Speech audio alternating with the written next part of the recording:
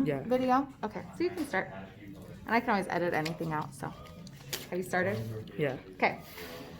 Okay, so I have 3 methods of figure drawing. One is called scribble. And the purpose, and this is just a type of gesture drawing, and the purpose of gesture drawing is to get practice with bodies in less time. Okay, so if I were to spend 10 hours drawing this football player, I wouldn't get much better at drawing human figures because I had only drawn one figure in 10 hours. Okay, or say I worked on it for an hour.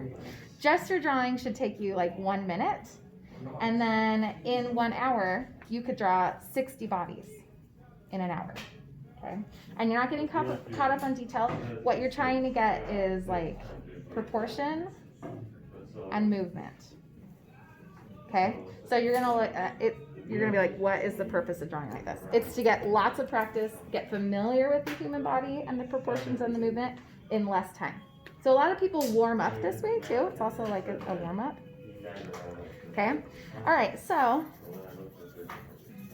it's literally scribbling. But I'm constantly looking. I'm looking more. I don't suggest a mechanical pencil for this. I'm looking more at my model than I am at my drawing because I'm just trying to get a sense of the movement and the proportions and the pose. Okay, you don't erase anything that's wrong. You just kind of redraw darker in a way you feel is more correct. All right, so it should take about 30 seconds to 1 minute. Okay, that's scribble style. Next suggestion I have is stick figure. Okay, so a stick figure, everyone knows how to draw a stick figure. There's a typical stick figure, right? We're gonna add 2 things. We're gonna add a width for shoulders and for hips. So, I'm gonna add an angle and a width for shoulders and for hips, okay? And then one major difference between this stick figure and a realistic figure is the, upper half of the body is about the same size as the legs. So legs are much longer than people imagine. And we're also gonna add maybe hands and feet. Okay? So kind of almost how I do it, except it's lines instead of circles. Yep. Yeah, and if you want to do lines instead of circles for the hands, you can. But see how already this is a more realistic stick figure than that. Okay, now we're also gonna check angles.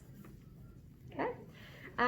So I'm gonna use my pencil. So her torso is making my stick figure hard already. But I'm gonna start with the shoulders. Okay, so I'm gonna try and create a line for the shoulders. Okay, and I use my pencil to check angles. All right, and then hips. Okay, actually she's a great one to practice on. Actually, she's not gonna fit on my paper if I keep drawing over there. Sorry. I'd get to the leg and I'd be like going off the page. Okay, and hips. And she's a unique thing because I've got to compare their relationship because she's not standing straight up. She's in a weird position. So I can compare where they are in relation to each other. Okay, and then torso, I just try and draw a line for the spine. Okay. All right, and now I can draw a line for every bend of the arms and legs. So her legs, usually you might add a joint, like a circle for a joint of the knees or the elbows. Her arm and leg are just in one long line, so that actually makes my job kind of easy. I need to start doing that circle thing because I always get mixed up to where the elbow is whenever I just do lines. Yeah, so it helps if you just draw yourself a circle where that joint is. And like you said, you do a line for the hand. Yeah, so her wrist, the bend of the wrist is where my angle will change. Okay. This arm has a slight angle change at the elbow. So I can do that joint if I want to.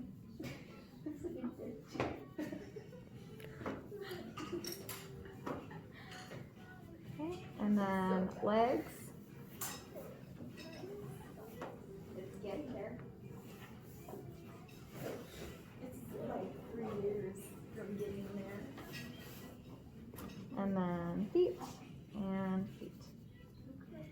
Okay. Oh, and then a head.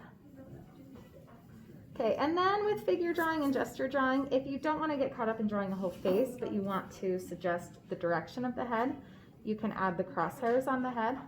Okay, since she's looking very far this way, there's a line going here, and she's like actually looking kind of down. There's a line there. Okay, so yes, it looks odd, but it is just a starting point. Okay, so that's stick method. Normally I would build on top of that, so I might come back to that one in a minute. I'm going to show you the next method, which I call sausage. And I drew the mannequin somewhere over here in another demo. Okay, here's my sausage man. Sure, my proportions are not great, but you get the idea. So again, I'm looking at the joints. I'm breaking the body into separate shapes, and I call these sausage shapes, okay? Maybe they're more like baby carrots. I don't know what you want to think of them as. But, and then the body, I'm looking for shoulders to the bottom of the rib cage, and then the pelvic bone, just kind of like as an oval, okay? All right, so this guy right here, I'm looking at his shoulders and his rib cage. I'm just trying to define where those are at. And then his pelvic bone. Okay, and we leave a little space. There's a space between your rib cage and your pelvic bone where your waist is, okay? All right, and then let's do arms. So yes, I know I call them sausage shapes, but they're not even on one end on the other. The body parts, they always need to get bigger as they meet the body. So shoulders need to get bigger here and then taper towards the joint, okay, or the elbow joint. You can put circles in for your joints again if you want. I don't, but. And then same thing, forearms need to get bigger at the elbow and then smaller at the wrist. And then hands, I don't always do a circle. I might do like a mitten at first, okay? Or you can just leave them off until the end because hands kind of freak some people out. Okay, so let's talk about thighs. So yeah, I draw the whole thigh like all the way up the hip, even like the thigh and butt muscle. But again, they need to be bigger at top and then smaller towards the joint. And then calves are the same way, bigger at the joint, smaller towards the ankle. Now I can't really see his ankles, but you get the idea. Okay, and instead of drawing feet, I'm going to just draw the shape of this shoe. And then the back legs usually look a little bit smaller since they're behind. Mm-hmm. Okay. All right. Now this arm we're going to talk about foreshortening. Foreshortening means this arm is, we're seeing the whole thing. This one's going away from us, so it looks shorter.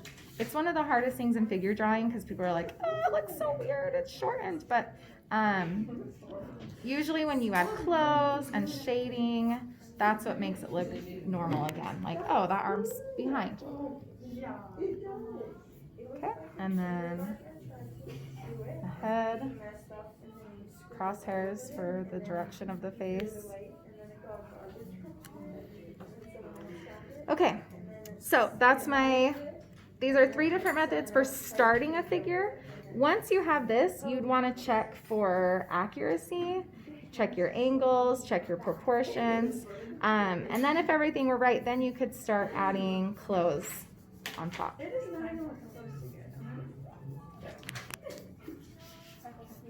Okay, and then I'd start wanting to erase my figure drawing underneath. Yes. Mm-hmm. Okay, now I want to go back to stick method real fast to show you that sometimes I start with stick to make sure I got all my angles right, but then I'd start adding sausages on top. And I don't have her picture out, but you get what I'm saying. Okay, so usually stick is part of sausage. Okay, and these are methods for starting your figure and then building detail on top of it. This is just a warm-up method to get quick practice and warm-up. This wouldn't turn into anything else, really. Does that make sense? Okay, stop.